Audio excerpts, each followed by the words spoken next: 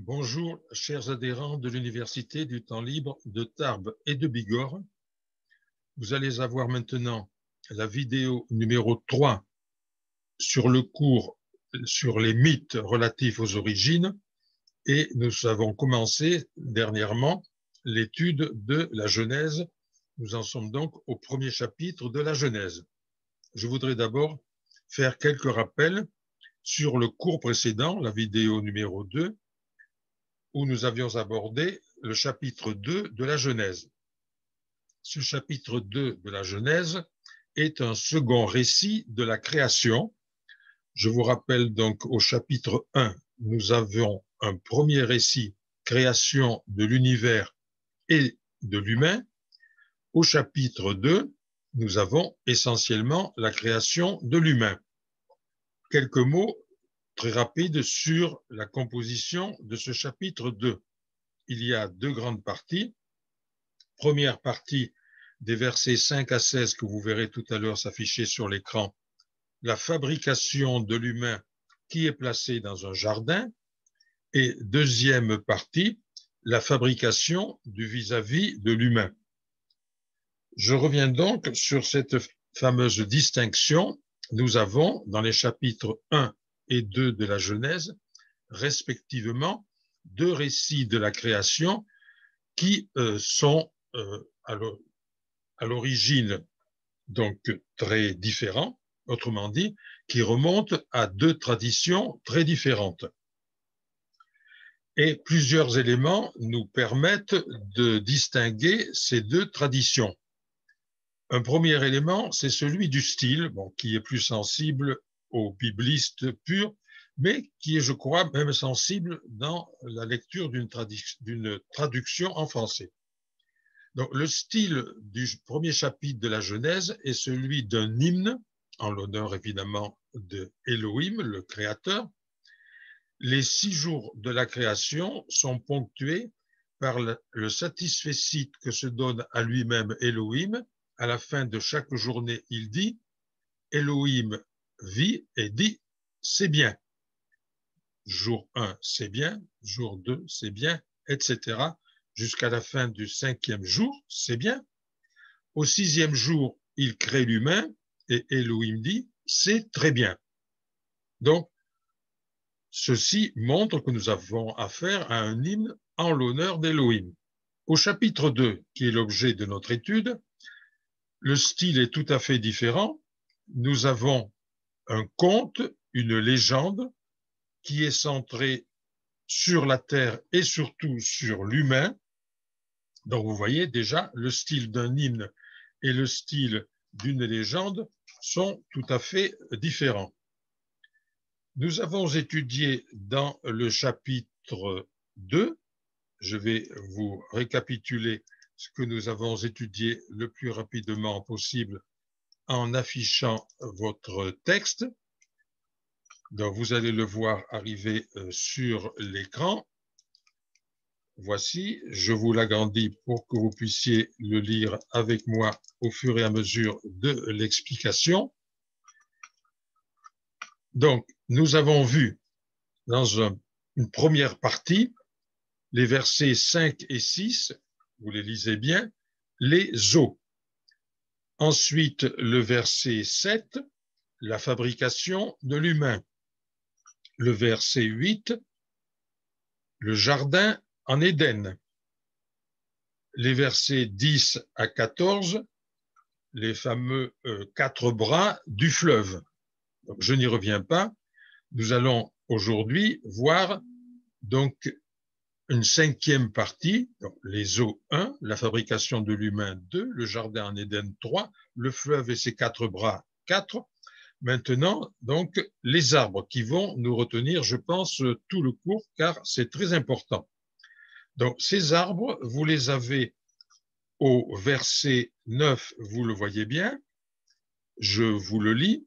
Et Adonai Elohim fit germer hors de l'humus tout arbre convoité pour la vue et bien pour le manger, et l'arbre de la vie au milieu du jardin, et l'arbre du connaître bien et mal. Et il faudra également que nous occupions du verset 16. Et Adonai Elohim ordonna à l'humain en disant, de tous les arbres du jardin mangés tu mangeras. 17. Mais de l'arbre de connaître bien et mal, tu n'en mangeras pas, car au jour où tu en mangeras, mourir, tu mourras. Donc, occupons-nous pour le moment du verset 9. Je le relis. Et Adonai Elohim fit germer hors de l'humus. Notez bien l'énumération. 1. Tout arbre convoité pour la vue est bien pour le manger. Ça fait une catégorie d'arbres. Et l'arbre de la vie au milieu du jardin. Ça fait une deuxième catégorie. Et l'arbre du connaître bien et mal, troisième catégorie. Donc, nous avons donc bien dans ce verset 9 trois sortes d'arbres. Si maintenant vous vous reportez au verset 16, de tous les arbres du jardin mange et tu mangeras, mais de l'arbre du connaître bien et mal tu n'en mangeras pas, etc. Vous voyez qu'il y a tous les arbres du jardin dont il peut manger, et l'arbre du connaître bien et mal, il ne doit pas en manger. Et vous remarquez que le fameux arbre de vie que vous aviez dans le verset 9 et l'arbre de vie au milieu du jardin, vous voyez qu'il a disparu. La solution nous sera apportée au chapitre 3, le chapitre de la tentation, mais ce n'est pas une question simplement de compter les arbres, cela a une certaine importance, laissons-le pour le moment.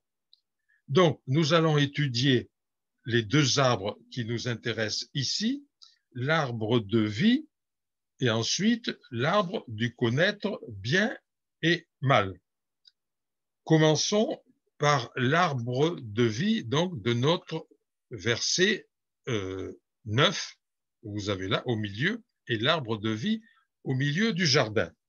Je vais m'attarder un peu sur les mythes proche-orientaux, c'est capital puisque l'intérêt du cours, c'est de rapprocher la Bible de tous les mythes proche-orientaux, parfois en allant un petit peu hors d'Orient, mais essentiellement des mythes proche-orientaux. Donc l'arbre de vie. Ce fameux arbre de vie, il est bien attesté dans de nombreux mythes proche-orientaux. Je commence par prendre l'exemple de Gilgamesh, le héros de la fameuse épopée mésopotamienne de Gilgamesh, qui, je le rappelle, remonte au moins à 1700 avant Jésus-Christ. Donc, notre héros Gilgamesh veut absolument échapper à la mort. Il apprend l'existence du héros du déluge qui s'appelle Ut-Napishtim, ce que les assyriologues traduisent par jour de vie prolongé. C'est la vie qui est prolongée, mais peu importe, le sens est clair. Ut-Napishtim, c'est quelqu'un dont la vie est prolongée, donc indéfiniment. Donc c'est le héros du déluge, il a eu de la chance, il a été choisi pour échapper au déluge, après les dieux ont voulu le sauver et l'ont donc installé au bout du monde dans un jardin merveilleux. Donc puisque ce Ut-Napishtim a une vie prolongée indéfiniment, notre héros Gilgamesh veut aller lui demander le secret de l'immortalité. Ut-Napishtim indique à Gilgamesh une plante de jouvence. Il lui dit qu'elle se trouve au fond de la mer et qu'elle est épineuse. Notre Gilgamesh, qui n'hésite devant rien, donc plonge, arrive à se saisir de cette fameuse plante épineuse, et puis il se repose, il pose la plante sur la berge, et lui s'en va prendre un bain. Mais pendant son bain, arrive un serpent attiré par l'odeur de la plante, il s'en empare, disparaît, et il laisse à la place sa vieille peau. Notez déjà trois thèmes bibliques dans cette histoire. Nous avons vu que Ut-Napishtim est au bout du monde dans un jardin merveilleux, Éden. il y a chez lui, ou l'indique plutôt, une plante désirable, la fameuse plante de jouvence, qui va permettre d'échapper à la mort. Deuxième thème. Et enfin, il y a le fameux serpent qui cause le malheur de Gilgamesh puisqu'il lui a ravi sa plante. Et le serpent qui va causer le malheur de l'homme dans la Genèse. Je prends un autre exemple en allant chercher cette fois-ci donc un mythe scandinave. Alors, évidemment, c'est bien postérieur à notre Genèse, mais c'est quand même intéressant d'aller un petit peu loin et de voir les similitudes. Vous voyez le texte, numéro 4. Je connais 9 mondes, 9 domaines couverts par l'arbre. Cet arbre sagement édifié qui plonge jusqu'au sein de la terre, je sais qu'il existe un frêne qui s'appelle Yggdrasil, donc le voici, notre arbre. La cime de l'arbre est baignée dans les blanches vapeurs d'eau. De là découlent des gouttes de rosée qui tombent dans la vallée. Il se dresse éternellement vert au-dessus de la fontaine d'Ourde. Vous voyez, j'ai souligné les différents mots. Le nom de l'arbre, peu importe. Il y a une cime donc qui est baignée donc dans les blanches vapeurs d'eau et autrement dit qui va puiser très haut ce qu'il faut. D'elle découlent ces gouttes qui alimentent et il est éternellement vert. Donc nous avons cet arbre qui fait le lien entre le ciel et la terre.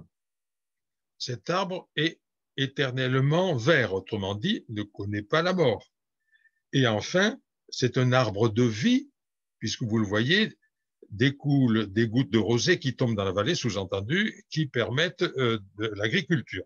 Donc, un arbre de vie qui fertilise la terre.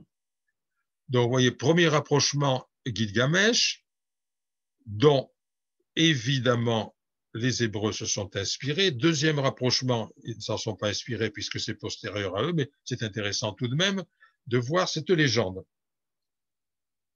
Cela nous permet de dire, sans aller beaucoup plus loin, que l'arbre est un élément capital de culte dans toutes les religions, y compris chez nos Hébreux ou Israélites.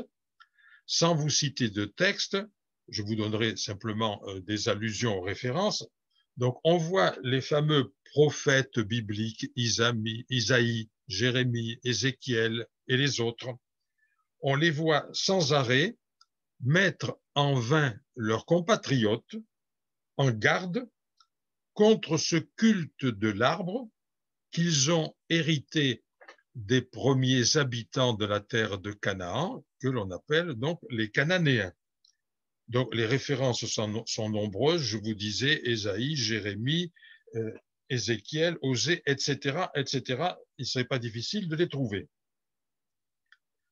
Je vais maintenant revenir au texte 2 pour vous montrer d'autres textes sur ce fameux arbre de vie, symbole de puissance surhumaine et, je dirais, de puissance quasi divine. Donc, je fais appel ici au texte numéro 3 que j'affiche. C'est un texte donc mésopotamien. Dans Éridou a poussé un Kiscanou noir. En un lieu saint, il a été créé. Son éclat est celui du lapis lazuli brillant. Il s'étend vers l'Apsou. C'est le déambulatoire d'Ea. Dans l'opulente Éridou, la fin du texte est là. Sa résidence est un lieu de repos. Donc, je reviens sur le texte lui-même qui mérite quelques explications. Donc, Éridou, c'est la capitale du dieu, du fameux dieu Enki en sumérien et A en akkadien, c'est le même, on l'a très souvent vu, ce fameux Enki. Donc, son sanctuaire principal, il est dans la ville d'Éridou. Alors, Enki, certes, est un dieu mythologique que nous pouvons considérer comme inexistant, mais Eridu n'est pas un lieu mythologique. Le lieu a été fouillé d'ailleurs par les Anglais et il s'appelle aujourd'hui Tel Abu Sharaïn. Donc, on a bien affaire à un sanctuaire connu. Donc, il s'agit de notre Enki. Vous voyez, c'est le déambulatoire, pardon, Déa. Donc, Enki en sumérien et en acadien, c'est le même dieu. Son lieu de culte, c'est Eridu. Là pousse un kiskanou noir. Bon, peu importe l'identification de l'arbre, mais ce qui est intéressant d'observer, c'est que c'est un arbre qui pousse dans ce lieu saint. Voilà donc pour l'arbre, vous voyez, qui pousse dans le déambulatoire. Au fond, c'est le fameux déambulatoire.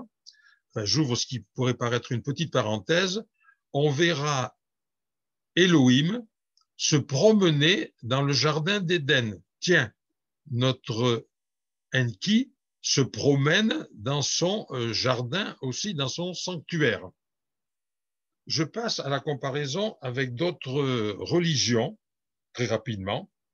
Osiris, l'un des multiples dieux égyptiens, est lié au cèdre. Zeus, le principal dieu grec, est lié au chêne.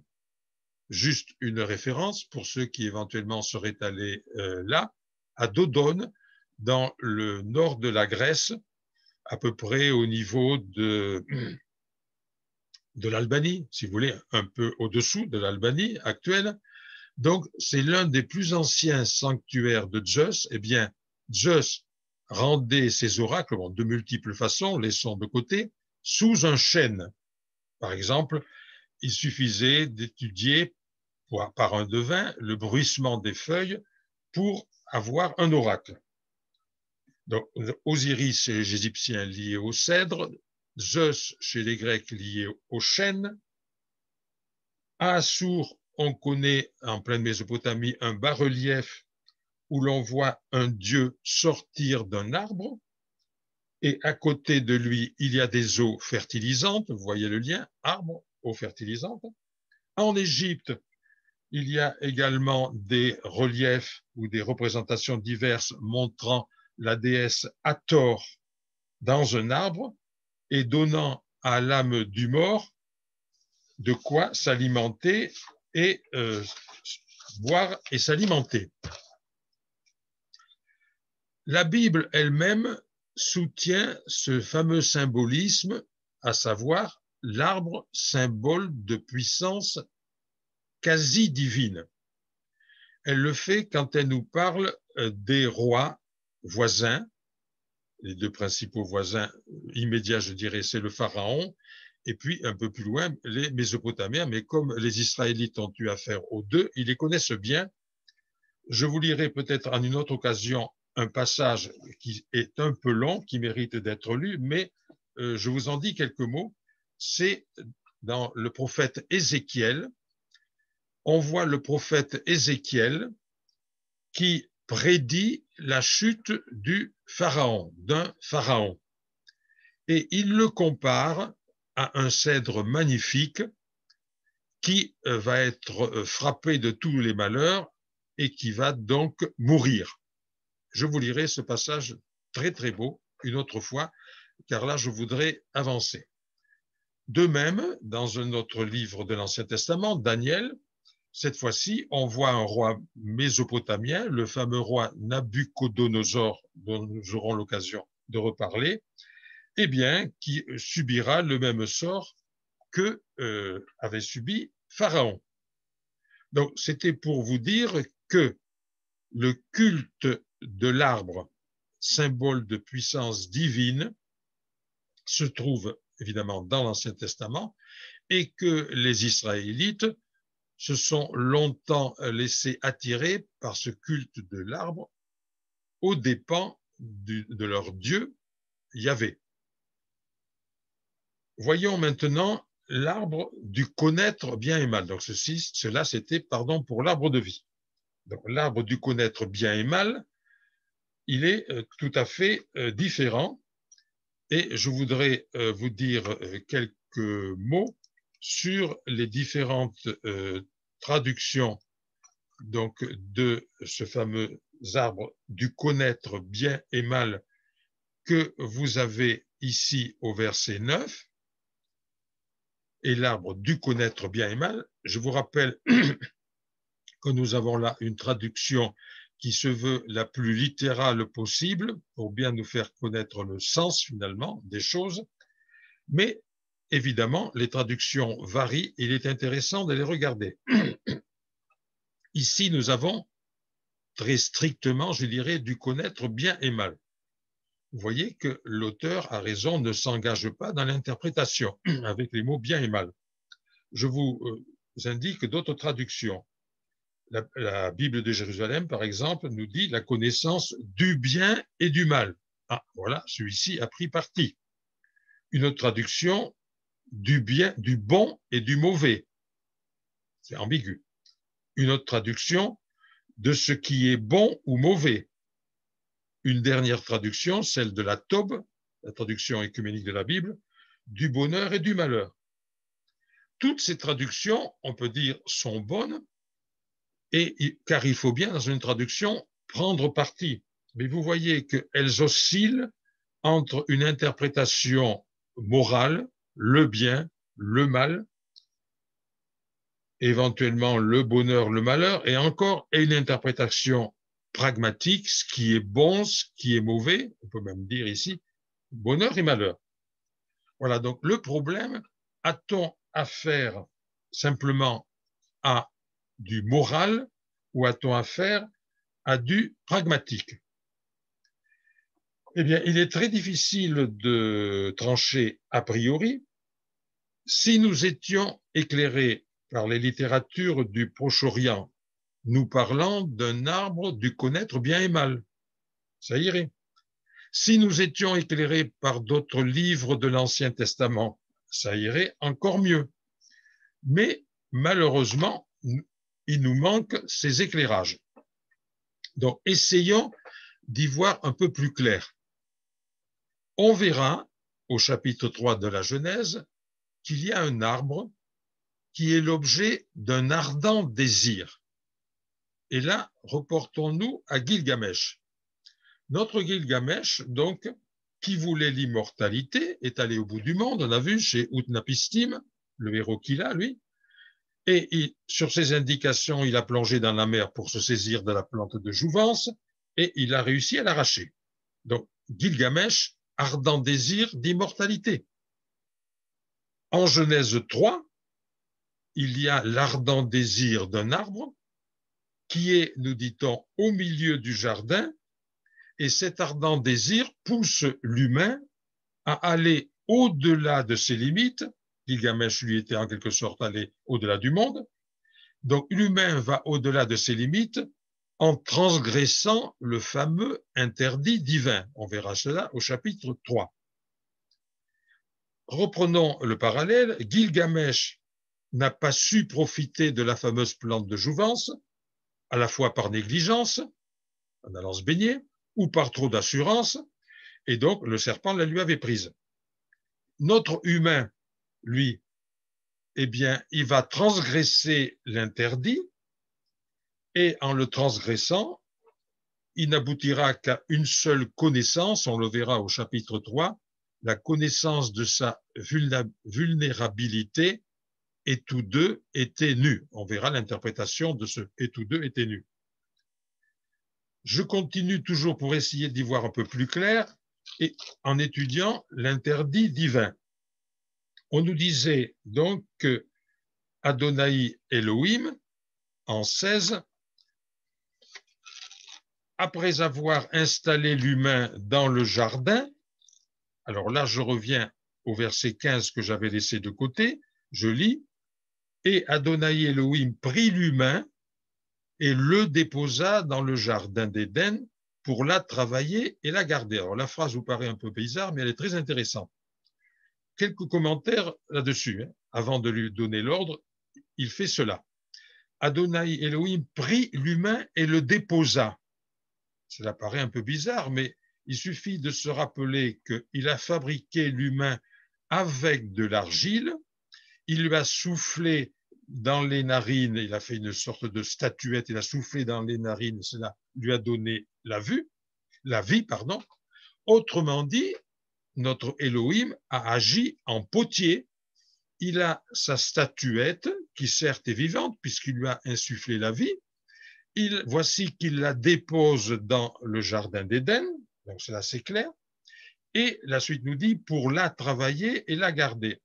Le traducteur a volontairement gardé le féminin la, parce que ce la nous renvoie à l'hébreu ha-adama, qui veut dire la terre, le sol. Donc, il le déposa dans le jardin d'Éden pour travailler la terre et la garder. Notons au passage, pour travailler la terre, que l'auteur établit ainsi une relation étroite, existentielle, entre l'humain et la terre nourricière qu'il devra travailler. Donc, après avoir expliqué ce verset 15, je reviens maintenant à mon interdit divin. Donc, que nous avons au verset 16, ordonna à l'humain en disant, de tous les arbres du jardin, manger tu mangeras, mais de l'arbre du connaître bien et mal, tu ne mangeras pas, etc.